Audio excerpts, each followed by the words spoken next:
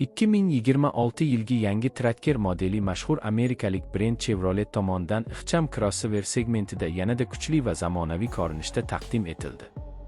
Ushbu model shahar sharoitida qulay harakatlanish va oilaviy foydalanish uchun mo'ljallangan bo'lib, yangilangan dizayn va ilg'or texnologiyalar bilan ajralib turadi. Old qismda keng radiator panjarasi, ingichka LED farlar va sportcha bamper avtomobilga dinamik ko'rinish beradi. Kuzov chiziqlari silliq va aerodinamik shaklda ishlab chiqilgan bo'lib, shamol qarshiligini kamaytirish va yoqilg'i samaradorligini oshirishga xizmat qiladi. 2026 Chevrolet Tracker dvigatel variantlari bilan ham e'tiborni tortadi. Asosiy komplektatsiyada 1.2 litrli turbo benzinli dvigatel o'rnatilib, u taxminan 130 ot kuchi ishlab chiqaradi.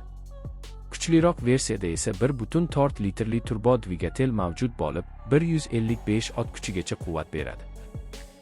Har ikki variant 6 pogonali avtomatik yoki chirt uzatmalar qutisi bilan taqdim etiladi. Yoqilg'i sarfi aralash siklda o'rtacha 6.5 dan 7.5 litr atrofida bo'lib, crossover segmenti uchun tejamkor ko'rsatkich hisoblanadi. Yangi Tracker shuningdek gibrid texnologiya bilan jihozlangan versiyani ham taklif etishi mumkin.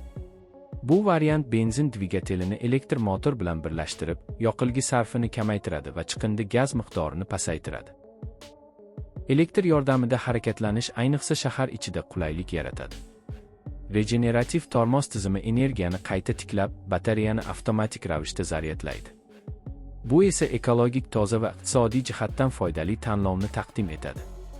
Ichki salon keng va ergonomik tarzda ishlab chiqilgan.